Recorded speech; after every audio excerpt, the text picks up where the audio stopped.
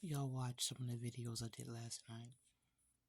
All these 10,000, over 10,000 videos over 3-4 platforms are to show you several things. One, I can be crazy in the limelight like every day of the week, but I've never harmed myself. Never in my life, and I've never wanted to harm myself ever in life. When they put that on it, they fucking hurt my feelings. Because again, you could be crazy every day of the week, but someone said, and I hope it's not my child because it is a very horrible thing to do, said that I had a suicide attempt. That's a horrible thing. And Officer Kranos or Officer Kraus came with his hand on his gun because 9 times out of 10 when they come for a well checkup, they kill the person they come to check. And that's why I sit my ass down. I knew I was drugged. But I knew that if I didn't do this, I was going to be dead on that lawn. And I made a video about it. I made a video about a lot of things because a lot of things come to mind. But let me tell you why I came on here. I made the videos not because I thought people would see them. It's a documentary. I did them for myself, actually, or if anybody in the law wanted to see them, or if anybody wanted any information about what was going on. What I'm doing here is a mental illness for black women. Back in the day when Jim Crow reigned supreme, just like it's going to run supreme now because y'all niggas don't pay attention. Y'all want us to be friends because the government is against us. No, it's just white people against us. They doing this division shit and then they trying to bring us back together. They want Africa, whatever. I'm rambling. That's a crazy thing to do, whether it's false or true. When I do it, I'm crazy. When Joseph Tormo do it, and Edward Swanton do it, and Marianne Bolger do it, and everybody on my list do it, together as a team against me, of course I'm crazy. None of them crazy. Like what they've been doing for the last 2 years is not insanity over and over and over again. Back in the Jim Crow era, this was a mental illness for black women. It was like having our period. It was like police officers walking up on us, looking at us, and they have a psychic ability to tell that black women were liars. I don't care what anybody say about Jesse Smollett or whatever his name is, or that girl who saw that baby on the highway.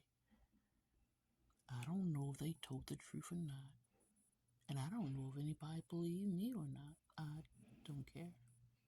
But I want the law to pay attention because this is prevalent in Maryland and on the East Coast.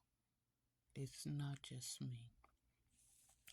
If these 2 physicians put their name on my bill, but not a medical record, they are hiding something. It might not be what the hell I said, but that is hiding something. And that something is a crime. That ain't got nothing to do with me.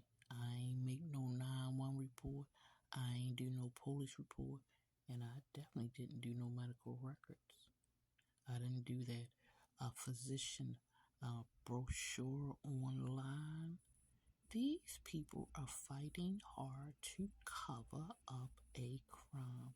And not just one crime of attempted murder or murder, because I'm pretty sure they done done that before. But a criminal corporation, a criminal empire that spans all of Maryland and even government. It's nowhere in the world that you can call up and say, oh, I just saw that girl beat her baby and CPS come and take her child and she didn't do shit wrong because you hate her. See, that's kind of minding my business I do. I can see you whip your child's ass. I'll watch you. As long as you don't bang them in the face like they grown-ups, it ain't none of my business, because I whip my children's ass. But I'm going to say this again. What I'm doing here is a mental illness for black men. 1, 2, I wanted the world to see that you can be crazy, but not mentally ill. 3, incompetence and negligence can kill you, but even if they don't, it is a form of malpractice.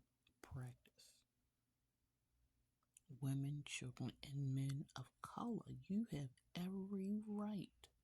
Stop watching commercials on TV about lawyers this and lawyers that. You have every right to get a lawyer for any injury you perceive to feel from anybody doing anything wrong with you. I had all them city workers that Marianne Boyd commands. I was down in the hallway. It was funny as shit. These people don't know me. Walking past me saying, yeah, she doing it for the money. I said, baby, it's always somebody's money. That's what makes the world go round. And I say they paying your ass to do it. They're paying you to intimidate me, and you don't even know anything about me. You believe the money. Don't tell me you believe the gangs and the privileged colored folks. No, you believe the money. And I don't care what nobody say. I know Brandon Scott, the mayor, got something to do with this. The way that man looked at me, he was fearful of the people around him. And I thought that was weird. Knowing that Gregory Jones Esquire's son was an aide of his. And Gregory recorded all them yeses. Can you hear me? I'm multitasking. I'm making a lot of noise. Can you still hear me? I was like, this motherfucker is recording every yes I say. He recorded like 6 of them. I was intrigued, so I let him do it. Let him do it. Record every yes I said, because I knew he was part of this just by opening his mouth and talking. That man wouldn't know how to spell or be a real man to save his fucking life. I remember he's on my original Facebook page, and he gave one of his baby mamas a ring for engagement and took it back from her and went off on her. He wrote 3, 4, 5, 6, 7 different pages on his Facebook about how she was this, how she was that. And all I could think about was the grammatical errors on it. This nigga can't spell. This nigga went to college, become a lawyer, a paralegal, and he don't know how to put a paragraph together. I was embarrassed. We went to high school, elementary school, and middle school together, and your ass is still dumb. I just said, oh my God, Lord have mercy, but that's just me. And there ain't nothing against him. I just, everybody have their opinion. But, again, I like to get off subject. That's another one. Edward Norton told me to lay down and die. I'm pretty sure that video is gone. But I hope somebody put him in a hot seat. Wrap those tentacles around him to see if he's telling the truth. Because that man can lie like a rug. And he think his license can get him out of hell. That's exactly where he belongs, for the crimes he commit on his patients. That man don't have a good bone in his body for the people he governs. He's a psychiatrist. People talk to him and rely on him, and he's a criminal, debasing, saddest, recording. He's a horrible man. But again, I'm just crazy, right? Of course.